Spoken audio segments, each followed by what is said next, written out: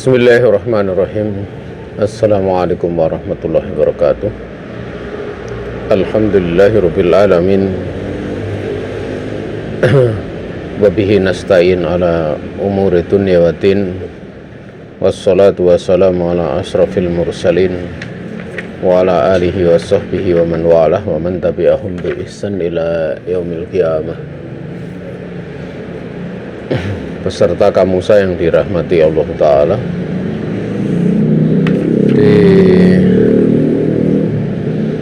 sore ini kita akan lanjutkan pembahasan dari kitab Al-Jami' fi Ahkam wa Adabi Sibyan, di mana pada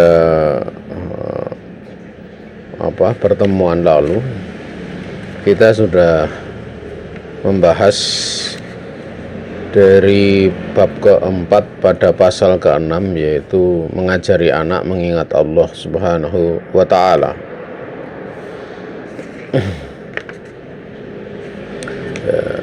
Pada pembahasan mengajari anak mengingat Allah Subhanahu wa Ta'ala ini masih ada beberapa yang belum kita bacakan dari praktek para salaf dalam perkara ini. Masih ada sekitar tiga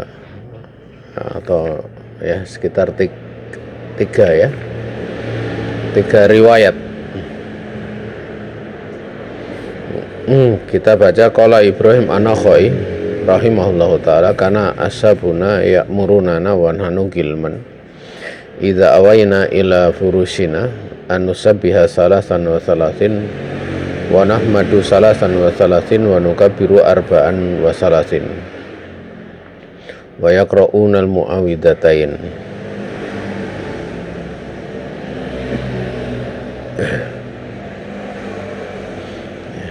Berkata Ibrahim an-Nakhai rahimahullah ta'ala, para sahabat kami itu biasa memerintahkan kami sementara waktu itu kami masih anak-anak menjelang balik, ya, memerintahkan kami ketika kami itu mau menuju tempat tidur kami, untuk kami ini bertasbih 33 kali, yaitu subhanallah 33 kali, dan memuji Allah 33 kali, tahmid, dan bertakbir 34 kali.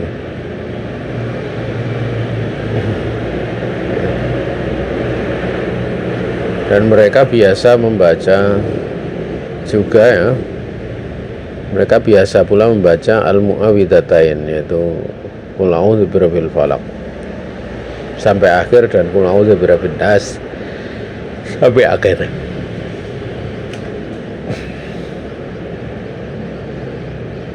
Nah, ini menunjukkan bahwa selain zikir yang dimaklumi, ya, zikir untuk mau tidur kan zikir yang dimaklumi, ini juga diajarkan zikir mau tidur yang lainnya, yaitu tasbih, tahmid keduanya 33 kali dan takbir 34 kali. Dan ini sebenarnya tidak cuma anak-anak, ya, bahkan dewasa juga butuh untuk mengingat Allah dengan cara seperti ini. Karena itu yang diajarkan oleh Rasulullah SAW kepada putri beliau yang tercinta, yaitu Fatimah radhiyallahu taala anha.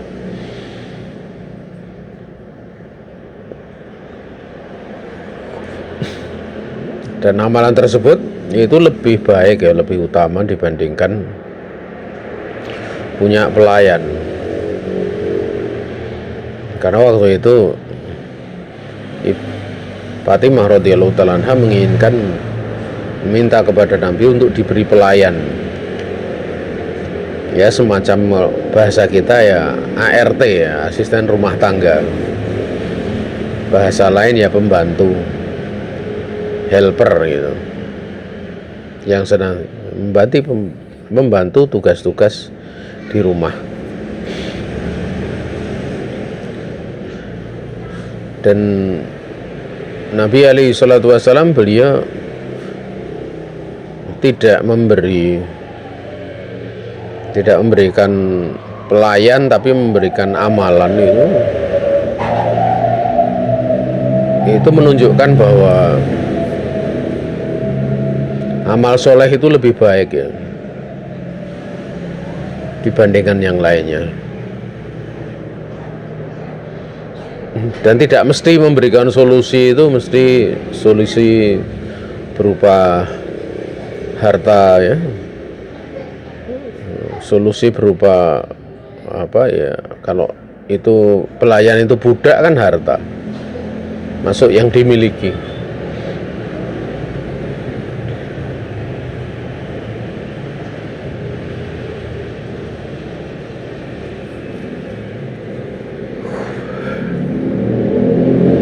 Tapi Nabi alaihi salatu wassalam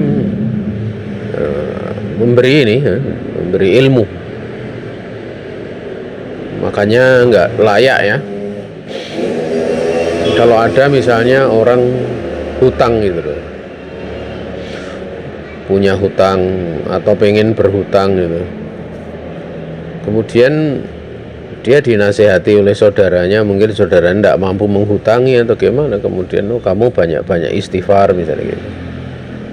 Ya jangan ditolak seperti itu. Nasihat seperti itu adalah nasihat yang bagus.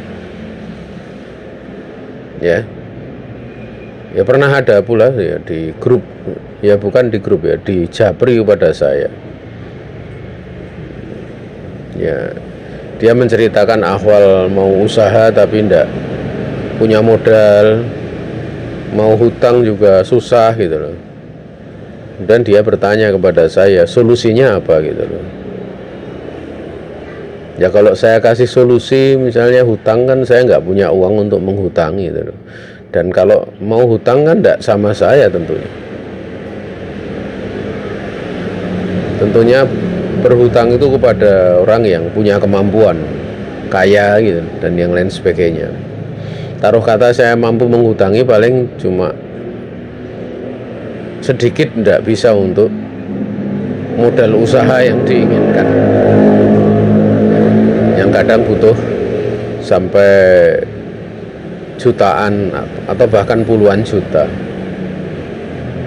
Ya. Tapi dia mau konsultasi itu bagus gitu. Ya kita berikan bimbingan. Ya, bimbingan.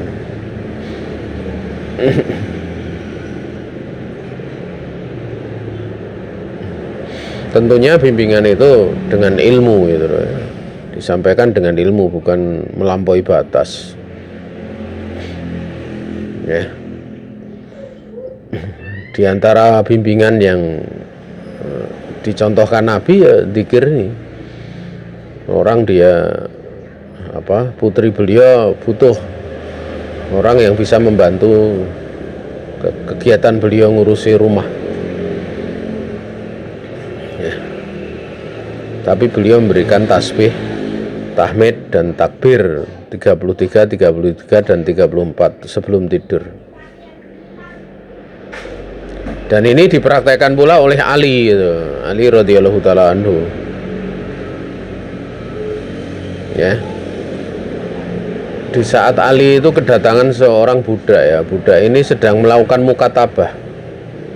Budak mukatabah itu budak yang mengadakan perjanjian dengan tuannya untuk menebus dirinya. Kadang bisa 10 tahun dengan cara diangsur.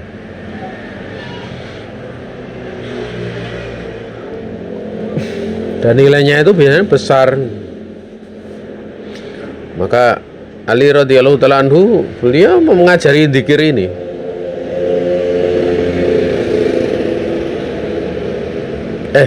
Bukan ngajari dzikir, saya keliru ya. Allahumma kfini bihalalika an haramika wa aghnini bifadlika aman siwak.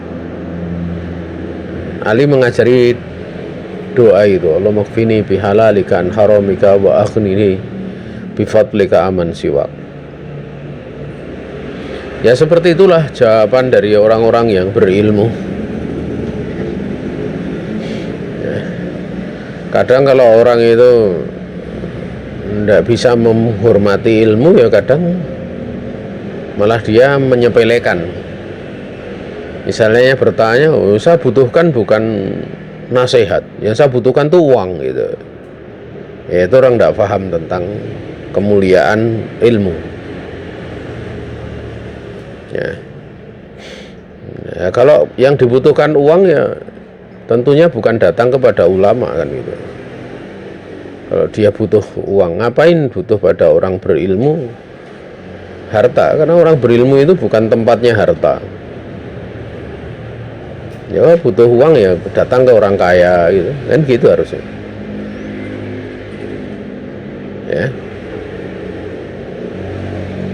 Nah, jawaban-jawaban seperti itu ya yang dicontohkan oleh Ali, demikian pula dalam riwayat ini dari perkataan Ibrahim an-Nakhai ini, ya ini solusi namanya. Memberi solusi yang menjadikan dua macam kemanfaatan gitu. Kemanfaatan dunia dan kemanfaatan agama. Tidak cuma dunia saja, tapi agama. Tentu seorang dia butuh pelayan itu karena capek kan. Ini diberi jawaban seperti ini.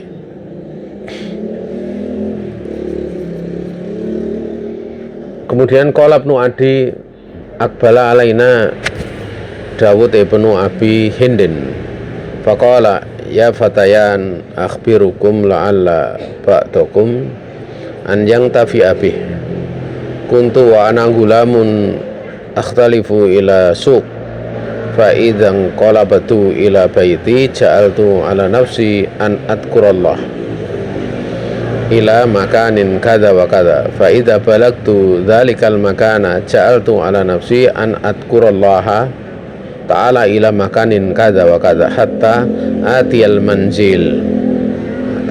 manzila. Berkata Ibnu Abi Adi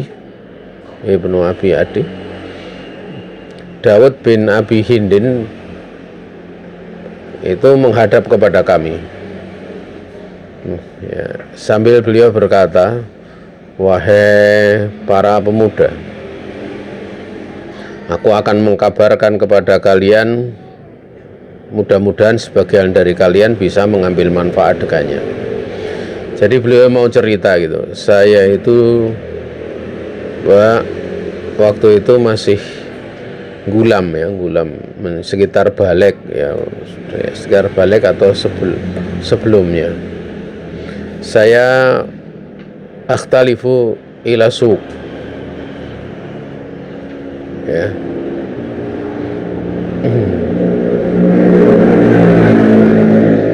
Saya ini bolak-balik ke pasar gitu ya, mungkin bingung atau apa atau ada kepentingan ya, akhtalif ya. Maka apabila aku mau pulang ke rumahku, aku jadikan diriku itu mengingat Allah Ta'ala sampai pada tempat ini dan tempat ini. Dan apabila aku sudah sampai pada tempat tersebut, aku jadikan aku ini mengingat Allah sampai pada tempat ini, sampai aku kembali ke rumah.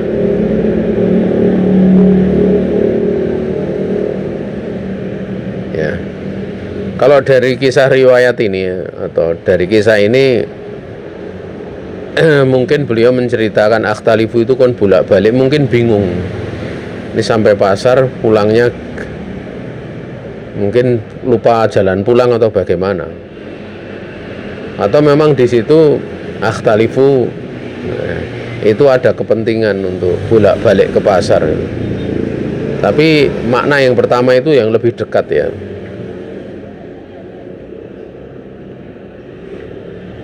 Ya. Dia jadikan solusinya itu mengingat Allah. Sampai tempat ini mengingat Allah, nanti sampai tempat itu mengingat Allah, sampai ke rumahnya.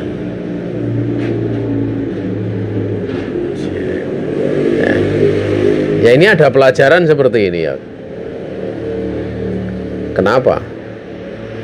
Karena Allah merintahkan fadkuruni adkurkum. Ingatlah oleh kamu sekalian aku akan mengingat kamu, mengingat kalian. Artinya kalau orang dia berzikir kepada Allah itu kan dia ingat Allah gitu. Kalau ingat Allah itu ya, niscaya tatkala Allah mengingatnya itu Allah akan menjaganya gitu. Makanya Nabiullah Muhammad alaihi salatu wassalam diingatkan di dalam surat Ad-Duha itu, wa wajadaka dhallan fahada. Bukankah Rabbmu itu dia mendapati kamu bingung untuk pulang ke Mekah, jalan ke Mekah. Kemudian Allah Ta'ala memberikan petunjuk kepada kamu sehingga bisa pulang ke Mekah. Itu kan penafsiran, sebagian penafsiran diterangkan itu. Jadi dolan di situ bukan sesat ya, tapi bingung. Ini pulang jalannya kok, karena di padang pasir itu biasa kadang kalau kita lewat itu kadang bukit itu bisa pindah gitu, karena ada badai atau karena apa itu bisa pindah bukitnya. Dan bukitnya kan cuma pendek-pendek, tidak tinggi gitu loh. Nanti ada angin, kemudian tahu-tahu bukitnya di sana. Jadi berangkat sama pulangnya itu bisa beda.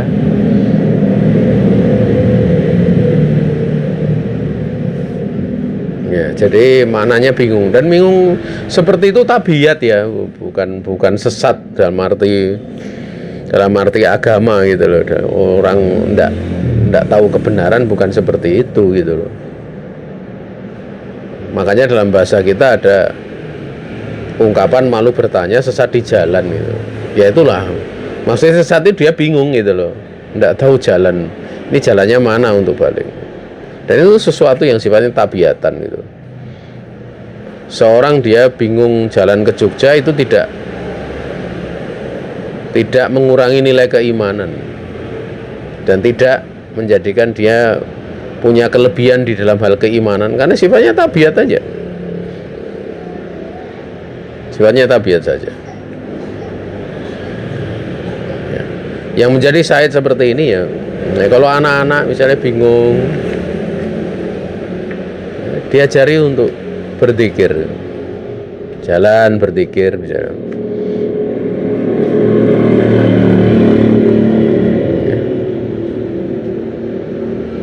Nah, apalagi kalau sekarang udah pergi pakai HP, ada Google Map ya.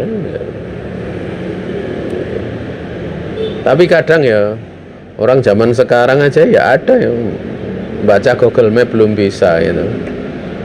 Ya makanya di situ tetap zikir itu dibutuhkan gitu. Zikir itu dibutuhkan. Ada kisah lagi, qala Abdullah ibnu Abdul Malik ibni Marwan kunna nasiru ma'a abina fi mauqibihi fayaqulu lana sabbihu hatta na'tiyatil kasajarata fanusabbihu hatta na'tiyatil kasajarata fa idza rufi'at lana sajaratun ukhra qala kabbiru hatta na'tiyatil kasajarata fanukabbiru wa kana yasna'u dzalika bina miraran. Masya Allah ya. Berkata Abdullah bin Abdul Malik ibni Marwan, kami pernah berjalan bersama bapak kami ya, di konvoi atau kafilah beliau ya. Kemudian beliau berkata kepada kami, ayo kalian tasbih sampai itu pohon itu. Jadi kan dulu itu kan di jalan itu ya, kalau di masa dahulu kan jalan itu kadang jarang pohon itu. Di padang pasir ayo kita tasbih, kalian tasbih, kita tasbih sampai pohon itu gitu. Maka kami pun bertasbih sampai pohon tersebut ya. Tatkala kemudian ditampakkan kepada kami ada pohon lain lagi gitu, muncul, oh ternyata di kejauhan muncul pohon lagi gitu, kelihatan. Kemudian beliau mengatakan, ayo kalian takbir sampai kita sampai di pohon itu. Kami pun bertakbir. Dan beliau melakukan yang demikian itu berulang-ulang pada kami, pada anak-anak. Masya Allah ya. praktek dari salaf itu dalam mendidik anak dalam berzikir itu tidak cuma, tapi memang tidak cuma dalam dalam bentuk amalan gitu. Ya kalau di sekolah bisa dipraktekkan, gimana cara prakteknya ya? Ya mungkin sambil olahraga itu zikir sampai sana gitu, bisa gitu. Mungkin kalau ke masjid enggak ya, kalau ke masjid karena ke masjid itu ada doanya sendiri kan gitu. Ada doa ke masjid kan ada sendiri. Ya. Dan kalau disuruh menghafal kan ya agak susah kan. Karena doa ke masjid itu kan agak panjang. Ya. Itu Allahumma atini nuro. Ya. Berikan pada hambamu cahaya, an yamini, an simali, an amami, wa min fauqi nuro, waj'alni nuro. Itu kan kalau untuk anak-anak ya susah dihafal. Wong dewasa aja kadang belum tentu mengamalkan gitu, apalagi anak-anak. Tapi kalau tasbih, takbir, ya tahmid ya, ini sambil olahraga gitu. Ayo sampai sana tasbih gitu. Masya Allah ya. Biasanya kan ada olahraga itu yang kadang anak-anak diarak itu ya. Ini praktek dari salaf gitu loh. Abdullah ibnu Abdul Malik bin Marwan. Jadi nggak ngobrol ngalor ngidul, nggak juga cuma ramai di jalan, kadang main gitu. Dibiasakan mereka untuk kusuk.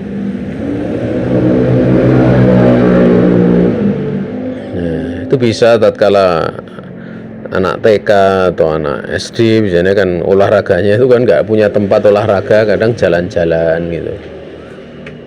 Ya diajarkan seperti ini.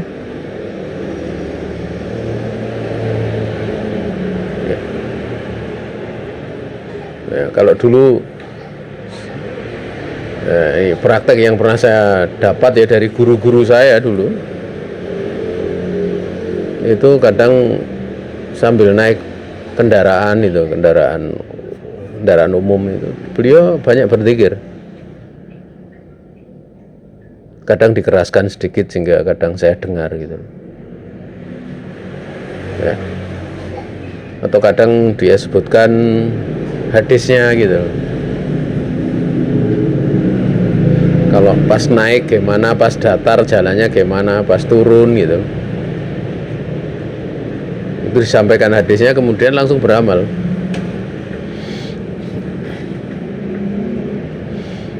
Di antara pelajaran yang sangat berharga yang kami dapati dari guru-guru kami itu adalah ilmu berkaitan zikir gitu. Berkaitan zikir. Dan di kala dewasa itu, waktu itu saya belajar kan umur sudah 20-an kok, sekitar 19-20-an ya. Guru saya umurnya udah 50-an gitu. Tapi seneng seperti itu beliau. Ya, kadang kalau diboncengkan naik kendaraan, beliau juga kadang sering berzikir gitu. Kadang sering berzikir, jarang ngobrol. Ngobrol dikit ya ada kadang dikit, tapi banyak mengingat Allah. Ya sampai sekarang berasar gitu loh, berasar. Asarnya itu nampak gitu loh.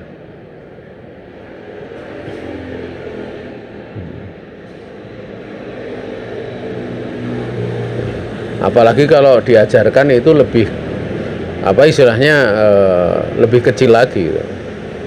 Ada seorang ulama itu dia punya paman gitu. Kalau sebelum tidur itu dididik, Allah yang menciptakan aku, Allah yang menjagaku, dan yang lain sebagainya. Sampai dia tidur ngantuk. Ya diajari juga zikir bismika Allahumma ahya wa amut, juga diajari. Tapi biasanya kan anak sudah doa masih matanya kedap-kedip gitu, masih matanya itu nggak terpejam gitu. Itu diajari seperti itu sampai tidur gitu loh. Atau kalau orang awam ya dijak cerita kan, dikasih cerita sampai ngantuk ya. Kalau dulu yang kadang kami dapati diajarkan oleh guru-guru kami banyak istighfar.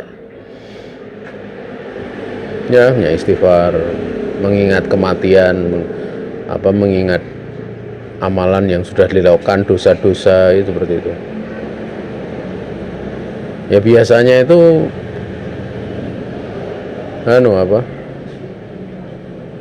belum banyak berzikir itu udah bablas tidurnya.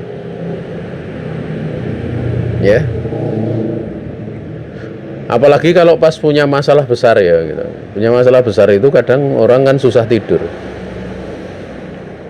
Ini saya pernah itu ngalami itu kayak gini, ada pas ada masalah besar itu, masalah fitnah lah dalam dakwah biasa kan kadang.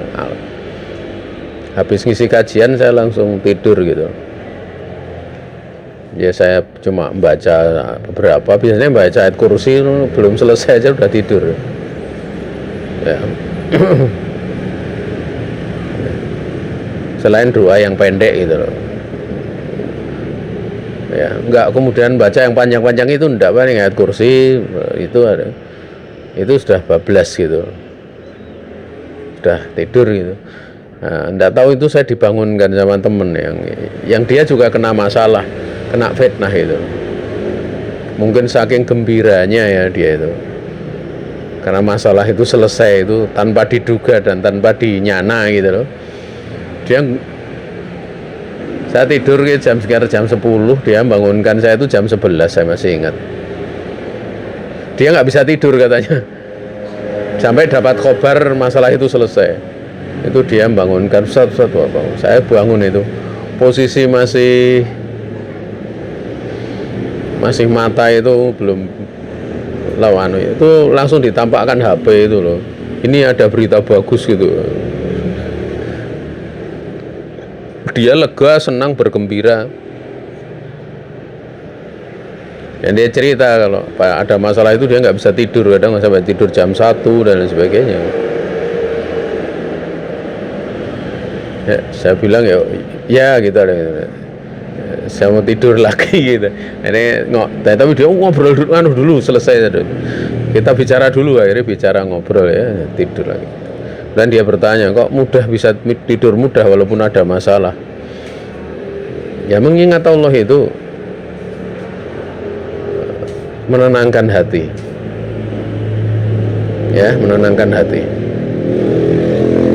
Mengingat Allah itu menjadikan masalah-masalah itu menjadi ringan gitu. Faedah daripada mengingat Allah itu, bahkan sebagian ulama sampai menyebutkan ada 70 faedah. Dari faedah yang sifatnya agama, yang sifatnya dunia,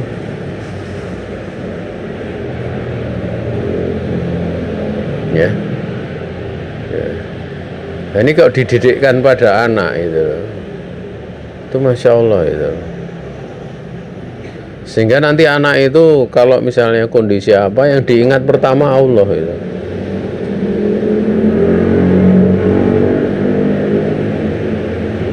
Misalnya sakit ya banyak diingat Allah. Ya. Wa idza maritu fa huwa yaswin. Kalau dia aku sakit, dia Allah yang akan menyembuhkan aku. Jadi ringan gitu. Jadi ringan. Ya. Makanya mengingat Allah itu butuh untuk kita praktekkan ya, gitu, yakin gitu. Faedahnya besar sekali. Makanya di khutbah Jumat itu para khotib sering mengatakan wala dzikrullahi akbar. Benar-benar mengingat Allah itu perkara yang besar. Ya. Tidak cuma ini ya. Mungkin kadang masak ini bisa. Ya. Ya kita beruntung kalau kita punya guru yang seperti itu gitu. Senang kita. Ya. Saya dapati dulu pernah sebagian dari guru itu. Guru saya itu karena ngajari murid-muridnya ya, kalau masa itu sambil menghafal Quran atau sambil dikir gitu loh ya. Nah, dikir itu kadang dari anak-anak, dari teman-teman tuh kadang muncul candaan itu ya, candaannya itu kadang ini ya, candaannya misalnya ini enak nanti ya, masakan ini insya Allah enak ya. Kenapa? Ya karena sambil kita berzikir nanti yang membuat enak makanan ini Allah Subhanahu wa Ta'ala. Kadang seperti itu candaan-candaannya dari bagus gitu loh. Dan memang yang bisa mengenakkan makanan dari berambang itu enak itu kan, bawang enak itu kan Allah Subhanahu wa Ta'ala. Kita hanya menjalani sebab saja. Kalau berambang dicampur garam, campur ini jadi enak itu.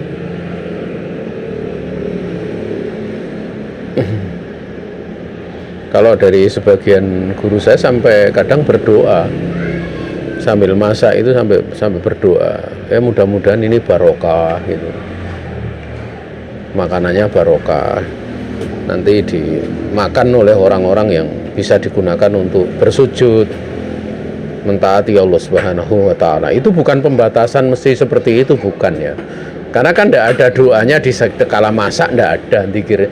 Tapi tidak ada masalah kita secara umum mendoakan agar masakan itu enak, agar masakan itu barokah. Itu nggak ada larangan dalamnya. Tapi jangan kemudian ini doa tatkala masak, doa tatkala enggak seperti itu cara memahaminya.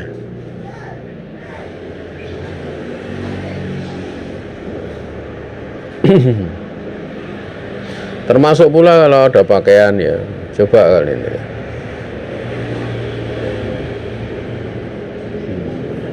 Kita itu memakai pakaian aja ada doanya. Melihat orang memakai pakaian baru kita ada doanya. Bahkan bukan pakaian baru, pakaiannya itu karena dicuci bagus, itu termasuk kategori doa memakai pakaian baru itu. Makanya waktu Umar itu dia memakai pakaian gomis abiyad ya, komison abiyad, gamis yang putih. Ya. Kemudian Nabi bertanya, hal jadid am gosil gitu loh, pakaian ini baru atau sebenarnya baru dicuci gitu. Maka Umar mengatakan, la bal gosil, ini bukan pakaian baru ya Rasulullah, tapi ini pakaian yang baru saja dicuci gitu. Maka Nabi kemudian wonten ilbas jadidan wa ishamidan wa mutsyahidan. Itu Nabi mendoakan seperti itu. Ilbas jadidan itu kan fi'il amr, maknanya pakailah pakaian kamu yang baru, hiduplah dengan cara yang mulia, matilah dengan mati yang syahid gitu. Itu kan sebenarnya perintah ya, kamu kalau pakai pakaian yang baru kan seperti itu maknanya. Kamu hiduplah mulia, kalau mati syahid kan gitu. Tapi maknanya doa. Mudah-mudahan kamu tetap memakai pakaian yang baru, walaupun pakaiannya nggak baru tapi tetap terhitung bagus, baru, awet gitu, sehingga nampak baru terus ya. Kemudian kalau hiduplah dengan mulia gitu loh ya. Kemudian mudah-mudahan kamu mulia, mudah-mudahan matinya mati syahid kan gitu. Itu ungkapan fi'il amr kepada yang diajak bicara, tapi yuqsadu biha ad-doa atau yuqsadu bihi ad-doa, dimaksudkan dengannya untuk doa ya.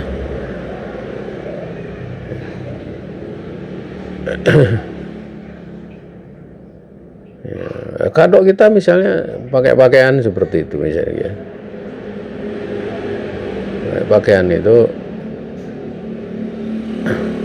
atau pakai pakaian baru kemudian kita mendoakan atau ada orang kemudian mendoakan, itu hal yang bagus gitu. Ini sunnah Nabi alaihi salatu wassalam. Sebagai wujud kita cinta kepada saudara kita untuk perkara yang kita cinta untuk diri kita sendiri. Ya, itu akan menjadi indah hidup itu, nikmat gitu, nikmat ya. Kadang ya kalau orang itu misalnya tulus ya, kita sering mendoakan rajin bersikap baik, mendoakan, banyak mengingatkan kepada Allah itu, kadang pembalasan mereka kepada kita itu bisa lebih besar gitu, lebih besar gitu. Ya. Nah, itu faedah dari mengingat Allah itu sangat banyak ya, kalau itu kan sangat banyak sekali. Barang siapa yang sering mengingat Allah itu paham masalah ini. Tapi ini memang mesti diamalkan gitu loh.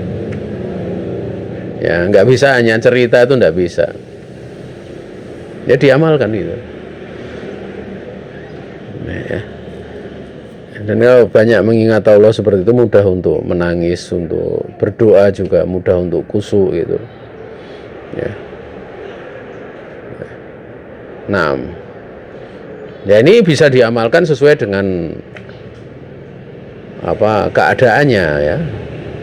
Kalau seorang dia hafal Quran, ya tentu keadaan-keadaan yang tadi disebutkan, yang tidak ada doa khusus atau tidak ada zikir khusus, dia bisa membaca Al-Quran ya. Kalau orang hafal Quran itu Masya Allah ya, ya. Sehingga aktivitas dia, di sela-sela aktivitas itu dia bisa gunakan untuk hal-hal yang bermanfaat gitu ya, untuk hal yang bermanfaat. Mau naik di atas kendaraan, mau berjalan pakai sepeda atau naik sepeda ataupun berjalan, itu ada aktivitas yang senantiasa bermanfaat. Nah, itu dididik sejak kecil. Ya sejak kecil. Nanti di waktu dewasa itu ya, wallahu ta'ala alam. Kenapa ini kami ulang-ulang ya? Karena ini termasuk pendidikan yang jarang dilakukan, jarang diperhatikan gitu. Ya, jarang diperhatikan. Dan untuk kita sabar ngajari seperti itu ya, sebelumnya kita mesti sudah seperti itu gitu loh. Ya, mesti sudah seperti itu. Di satu sisi ada riwayat seperti ini ya, dan memang dahulu kami dapati dari guru-guru kami banyak yang seperti ini gitu loh, melakukan seperti ini. Sehingga sampai sekarang ya berbekas, benar-benar berbekas. Kemudian ta'limu sibyani hubban nabi wa nasabahu wa siratahu wa maghaziyahu, ini pada pasal yang ketujuh.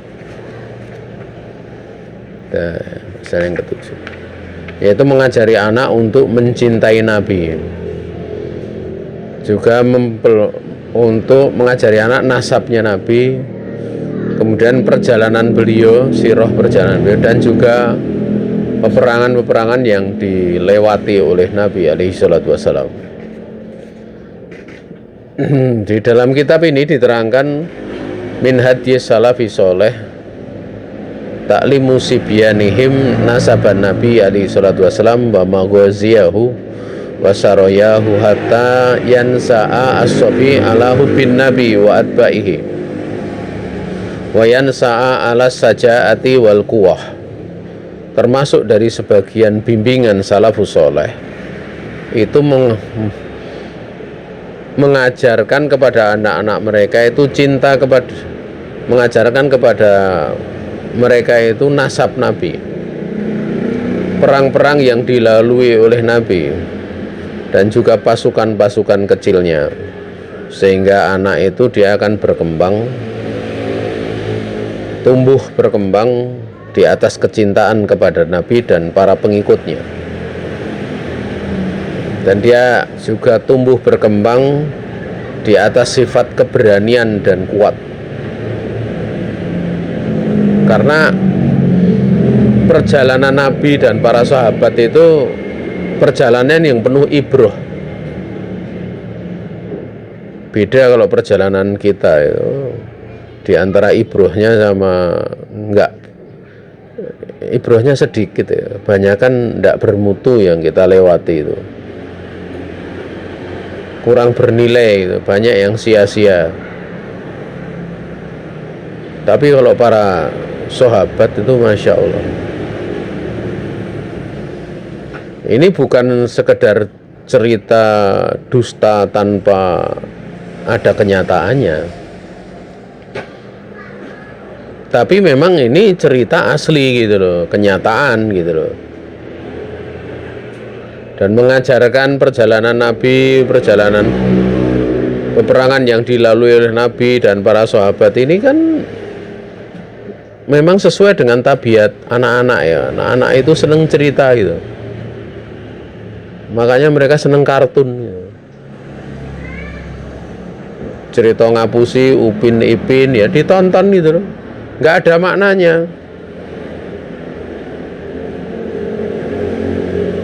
Dari faedah penampakannya aja udah nggak menarik sebenarnya, nggak ada faedah. Gundul, dua-duanya gundul, rambutnya cuma satu ya.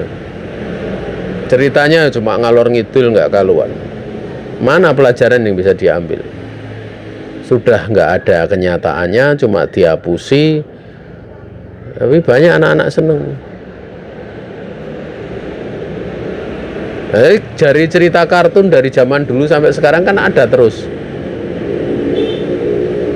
Yang kita heran itu seperti itu kan menjadi karakter mudah untuk dibodohi. Mudah untuk dibodohi. Beda kalau kisah para anbiya alaihimussalatu wassalam, kisah para sahabat. Kadang anak-anak itu kalau diingatkan karena sudah jadi korban kartun tadi ya, itu kadang udah dapat di sekolah gitu loh. Di sekolah udah sering dapat cerita seperti itu. Lah ini kadang seorang dia mesti melihat tuh.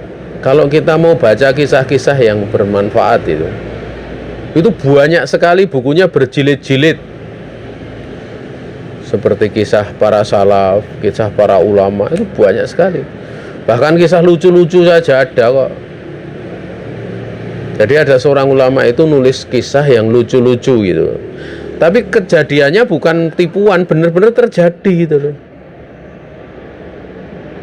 Biasanya kalau belajar hadis ya, kita belajar ilmu hadis itu biasanya kan belajar ilmu hadis itu kan kayak gimana ya, tidak kayak membosankan kan, banyak hafalannya gitu loh, menghafal. Kemudian yang kalau kita hafal tuh apa tuh faedahnya kan gitu. Dan ilmu-ilmu yang dipelajari kayak semacam jarh wa ta'dil, kemudian ilmu mustalah hadis gitu ya. Berikut misalnya kayak ilat ya, ilat hadis gitu loh. Kemudian takhrij hadis. Ya semuanya kalau orang ndak terbiasa ya, belum terbiasa ya malal, bosan. Ya, kadang para ulama itu ingin menghibur para penuntut ilmu itu, kemudian menceritakan kisah-kisah yang lucu gitu. Tapi penuh makna kisahnya itu. Seperti kisah, contoh ya, kisah anaknya Abu Dawud, Abdullah bin Abi Dawud rahimahumullah. Itu kan pengen belajar, bapaknya Abu Dawud itu ingin mendatangkan anaknya belajar sama seorang ahli hadis gitu. Tapi ahli hadis itu nggak boleh ada orang yang duduk di situ yang tidak berjenggot. Jadi kalau ada yang tidak berjenggot itu diusir dari majelisnya, nggak boleh, karena khawatir bisa menggoda para lelaki. Karena kalau orang Arab itu kalau nggak jenggoten itu kayak perempuan gitu. Ya, seperti di Indonesia itu kan sekarang kayak gitu. Di Indonesia itu kan perempuan-perempuan sampai jerit-jerit kalau lihat orang Korea gitu loh. Sampai orang Koreanya pakai gincu barang itu kayak kadang kita aneh gitu loh. Orang laki-laki gitu loh. Kan kayak perempuan itu. Ya. Nah itu di zaman Imam Abu Dawud ini diusir gitu loh. Salah satu gurunya Abu Dawud, Imam Abu Dawud ya. Jadi kalau ada yang tidak jenggoten tidak boleh hadir di majelis. Lah anaknya Imam Abu Dawud itu pengen gitu loh, pengen untuk hadir di majelis itu. Maka Imam Abu Dawud itu menata dia gitu. Dikasih jenggot, dikasih kumis ya, pokoknya dikasih gitu. Sehingga kayak orang dewasa gitu. Sampai ketahuan gitu. Wah, imamnya ini marah-marah gitu. Nah, itu marah. Ya. Kemudian Imam Abu Dawud minta udur sebelum marah-marah, coba dites dulu anak ini. Ternyata waktu dites itu Masya Allah ya, dia bisa menjawab gitu. Ya, ini kan pelajaran, ada pelajaran gitu. Orang yang dengar cerita, boleh Pak ya belajar itu pakai caranya pura-pura gitu kayak gitu. Boleh enggak? Itu kan nanti jadi pembahasan di hukum gitu, ilmu. Boleh enggak gitu. Ya, Jibril nggak akan bingung gitu. Jibril itu dia datang ingin mengajari ilmu agama kepada para sahabat. Beliau Jibril itu yatasakal binas atau bil ins. Dia dalam bentuk menyerupai rupa manusia. Padahal dia malaikat.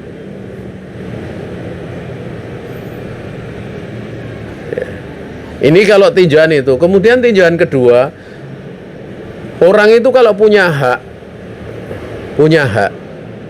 tapi hak itu dicapai dengan normal tidak bisa gitu. Itu dia bisa dengan khidak namanya.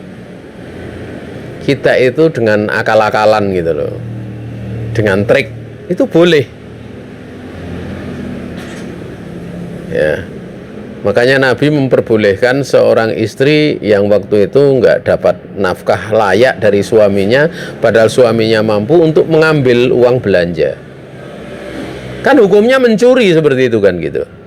Kalau dihukumi lebih panjang mencuri. Tapi karena itu haknya, Nabi perbolehkan.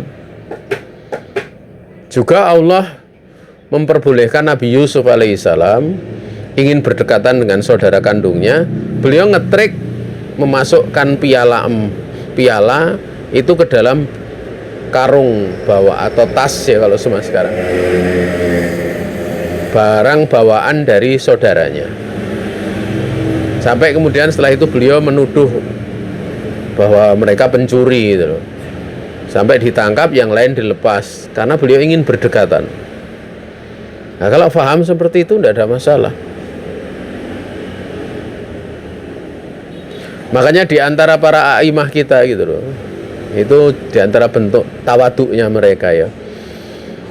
Mereka itu kadang kalau hadir di sebuah majelis di ulama lain gitu loh, yang kadang kedudukannya itu di bawah dia gitu,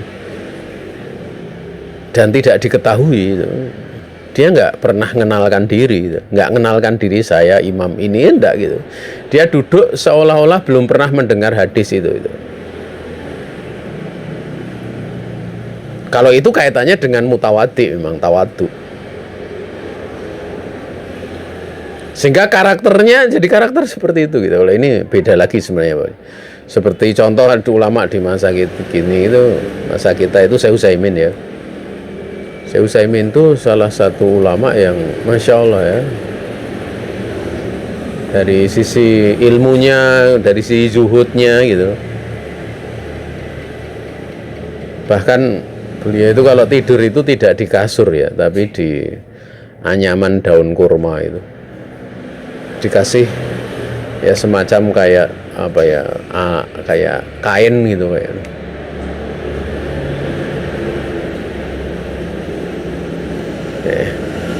Dan memang beliau karakternya seperti itu gitu. Mungkin kalau kita harus pakai spring bed gitu, ya, pakai ini itu dan yang lain, kasur busa yang bagus, ya. Itu beliau seperti itu, ya. Beliau pernah punya, dikasih mobil itu ya, sama apa istilahnya, sultan ya, penguasa. Berhari-hari cuma ditaruh di garasi, nggak pernah dipakai. Mobilnya baru lagi. Kemudian beliau mengutus putranya untuk mengembalikan mobil itu dan mengucapkan terima kasih kepada Nuh. Tapi coba kalian lihat ya, wibawa beliau ya. Orang diberi mobil itu kalau punya kedudukan kan tentu yang ngantarkan balik kan biasanya dirinya sendiri biasanya. Tapi ini ngutus putranya gitu. Dan keluarga dan raja ini ataupun sultan itu nggak tersinggung, nggak tersinggung. Ya. Memang ilmu itu bentuk hebah ya, wibawa gitu. Dan beliau pernah diundang di pertemuan para ulama ya. Itu kan beliau mau parkir mobil itu kan diusir sama tukang parkirnya, bahwa di sini itu tempat para ulama. Saya biasa aja pindah parkirnya gitu. Kemudian satpamnya dikasih tahu itu Syekh Utsaimin itu, baru mereka kaget itu. Kemudian minta maaf, datang minta undur padanya.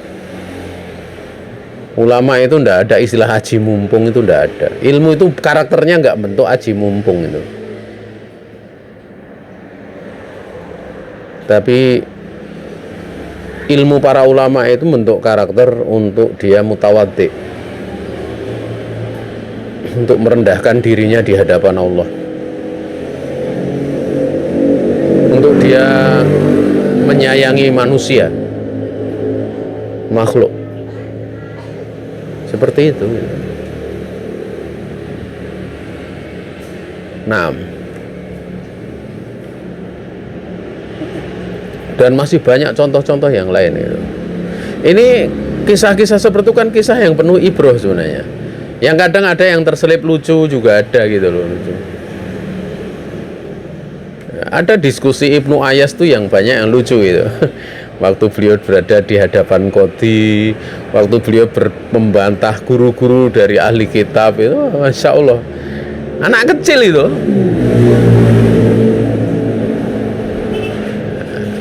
Anak kecil. Muncul hal-hal yang kadang perkataan-perkataan yang menakjubkan, yang kalau kita dapati di masa sekarang itu kayak ngimpi gitu loh. Ya. Tapi kadang kita bisa terenyuh ada yang seperti itu kadang. Kadang ya ada satu dua itu. Saya dulu pernah dapati anak itu umur 8 tahun, 7 tahun ya. Kan biasanya kan anak-anak ditanyai cita-cita, jawabnya saya pengen jadi dokter, jadi ini. Ada satu anak itu lucu gitu. Sambil berjalan itu kadang perutnya kan agak besar itu, jadi kalau makan kan banyak anaknya itu. Jadi dari kejauhan itu perutnya itu gerak-gerak itu. Anak masih 8 tahun. Kadang kalau pas ditanya itu jawabannya itu kadang ngagetkan gitu, karena tidak seperti yang lainnya gitu. Ditanya, kamu kalau besar gimana cita-citanya, dia itu jawabnya seperti ini, saya kalau besar mau jadi Syekh bin Baz dan Syekh Albani gitu. Waktu saya ketawa itu, karena yang tanya saya gitu, wah ini paling yang ngajari ibunya atau bapaknya gitu.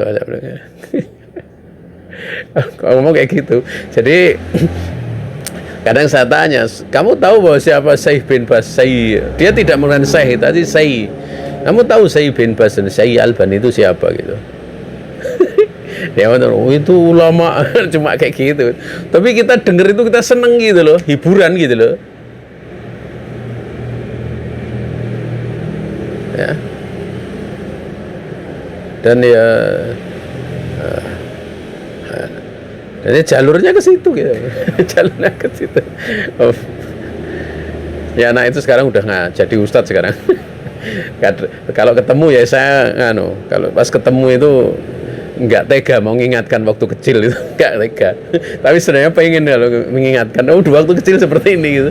Nggak tega karena udah apa ya udah ngajar, punya banyak murid ya. Nosok cerita seperti itu nanti ngerendahkan apa istilahnya muruahnya di hadapan murid-muridnya, kan biasanya ketemu itu pas dia jadwal ngajar atau apa. Tapi kita seneng itu lihat ya seperti itu. Ya, makanya ya kita itu kalau ngajar anak-anak itu ada peristiwa-peristiwa yang kadang menjadikan kita itu enak gitu, seneng gitu.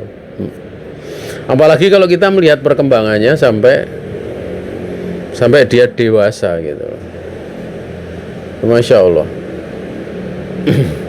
Dan kalau kita dapat pengalaman-pengalaman seperti itu ya, itu Masya Allah ya, kita benar-benar berbahagia. Saya kasih contoh saja satu ya, walaupun maksiat itu. Saya pernah punya murid itu, dulu itu kalau dinasehati supaya tidak dekat-dekat dengan perempuan itu susah sekali gitu loh. Susah sekali gitu. Sampai dia mengalami apa yang dia alami, baru percaya gitu. Ya, sampai dia diajak berzina berapa kali, 2 kali gitu. Dan selamat dia. Dan selamatnya itu yang pertama menggunakan kalimat tauhid la ilaha illallah. Dan yang kedua dia cuma mengatakan saya malu kepada Allah Subhanahu wa taala. Ya, alhamdulillah dia di saat itu diberi pertolongan oleh Allah, selamat. Ya. Sampai dia datang pada saya meminta maaf, nangis di pangkuan. Nah ini seperti ini jadi kita seneng gitu loh. Dia bertobat, kemudian dia mau belajar, dan akhirnya jadi ustadz juga setelah jadi ustadz dengan latar belakang seperti itu gitu. Ya. Waktu itu cuma sebelum kejadian itu saya menasehati itu, bahwa Nabi Yusuf diselamatkan oleh Allah itu sebelumnya beliau punya amal soleh. Lah kamu punya apa tapi dia agak ngeyel dikit itu loh. Agak ngeyel sampai ngalami betulan itu. Kemudian kisahnya mirip itu, kemudian mau lapor suaminya yang ngajak zina, mau lapor, nanti kamu yang dituduh, saya bilang. Nanti kalau kamu lapor kamu yang dituduh malah. Udah nggak usah diamkan aja. Akhirnya yang kedua ngalami kayak gitu karena suruh jaga rumah itu. Ya masih kerabat jaga rumah, suaminya pergi.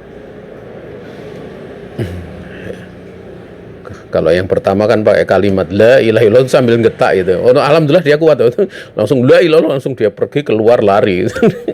Nah, masih muda umurnya, masih mungkin 19 tahun waktu itu. Baru lulus SMA. Iya, lulus SMA. Kemudian yang kedua juga seperti kalau yang kedua itu lebih ekstrim ya. Sudah lebih ekstrim ya. Alhamdulillah selamat juga. Hanya dengan kalimat, mungkin bagi kita ya mungkin kayak enak ya, mudah gitu, tapi belum tentu kalau pas ngalami kayak gitu. Di saat dia sudah udah dipeluk-peluk, udah ya, wanitanya sudah posisi ya berhasrat, sangat berhasrat. Tapi dia hanya mengatakan saya malu kepada Allah Subhanahu wa taala. Selamat. Akhirnya dilepaskan pelukannya itu. Lepaskan, kemudian dia ambil air wudhu, sholat 2 rakaat. Ini bukan cerita ngoyoworo itu, tapi ini kisah beneran terjadi. Nah itu kalau kita mengajar itu kan punya banyak murid, kasusnya banyak gitu loh. Nah, ini cuma sebagian saja gitu loh. Kalau mau diceritakan banyak sekali, makanya kadang kalau pas kajian-kajian takosus itu kan agak susah gitu. Kadang mengerjakan dai itu biasanya kalau habis taklim itu kadang saya cerita yang seperti itu gitu. Kan cerita yang saya dapati pernah. Kadang ada yang bahkan kadang yang lucu-lucu saya ceritakan supaya mereka itu juga tidak malal bosan gitu. Cerita lucu itu. Ada kisah-kisah lucu ketemu anak-anak band itu pengen bertobat gondrong-gondrong gitu. Ya, akhirnya benar-benar bertobat mereka gitu. Dan di antara mereka yang bertobat itu mati dalam keadaan sholat tahiyat awal gitu, meninggal dalam keadaan itu. Dulu yang sering ngantarkan saya ngaji ngisi kajian beliau itu rahimahullah, dulu anak fakultas Sospol UGM kalau saya ingat, Sospol kayaknya. Sudah lulus, rambutnya gondrong itu, kadang nawarkan buat saya yang ngantar ngisi kajian ya, beliau ngantarkan pakai motor itu sampai Qadarul Masafal. Beliau sakit, masuk rumah sakit, pas waktu itu sholat asar, beliau dia berbaring sholat asar itu, di pertengahan sholat beliau meninggal pas tahiyat awal di rumah sakit Wates. Ya kita itu kan cerita yang menjadikan kita masya Allah ya, takjub gitu, seneng, dan itu kenyataan terjadi gitu ya. Tapi juga ada yang lucu-lucu ya, yang lucu-lucu ya. Ada karena yang namanya orang dulu preman itu saking menghormatinya kita ya, itu ada kalau pas ketemu saya itu mesti memanggilnya bos, gimana kabarnya bos gitu. Bukan itu, kadang ya dia memang cara menghormatinya seperti itu, bahkan sampai sekarang itu. Pernah ketemu terakhir itu saya sholat Idul Fitri pas hujan di Wates, dia nemui saya, assalamualaikum, gimana kabarnya bos, mesti kayak gitu.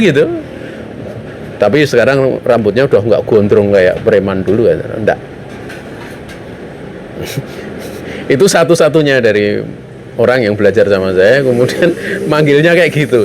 Jadi itu saya ingat gitu, saya nggak tersinggung, tapi lihat itu seneng gitu, lihat seperti itu seneng. Dia bertobat kemudian mau belajar agama gitu.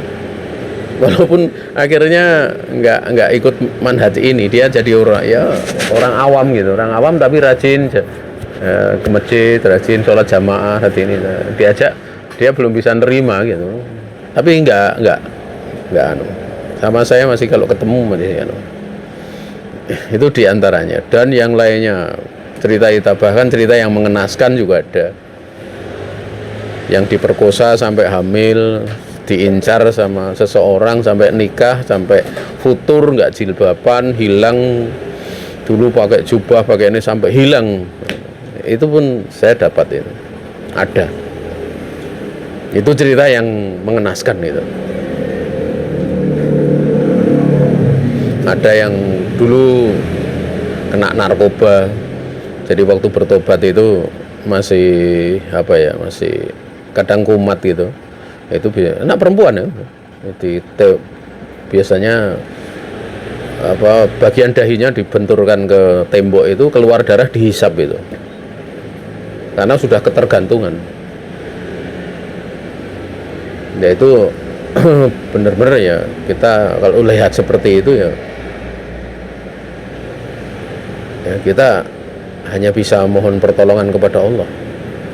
Karena kalau udah seperti itu ya yang benar-benar betapa lemahnya manusia, betapa lemah manusia. Naam. Wallahu ta'ala alam. Ini saja yang bisa disampaikan ya. Ini sedikit untuk istilahnya untuk hiburan. Jadi ada sedikit cerita seperti itu, karena kalian ngaji itu kan lama-lama juga ini pesertanya melorot gitu. Karena begini, maju-maju. Tapi ada istilah maju tak gentar gitu. Maksudnya maju makin dikit gitu. Dan walaupun makin sedikit kita nggak gentar gitu. Tetap kita istiqomah, karena amal soleh itu nilainya besar di sisi Allah Subhanahu wa ta'ala Ini saja yang bisa disampaikan. Saya mau persiapan untuk ngajar di tempat lain. Nanti kalau ada pertanyaan silahkan tulis di mana itu, di grup saja. Dan saya langsung mohon pamit aja supaya tidak biar nanti yang menutup adalah panitia. Akhirul kalam, assalamualaikum warahmatullahi wabarakatuh.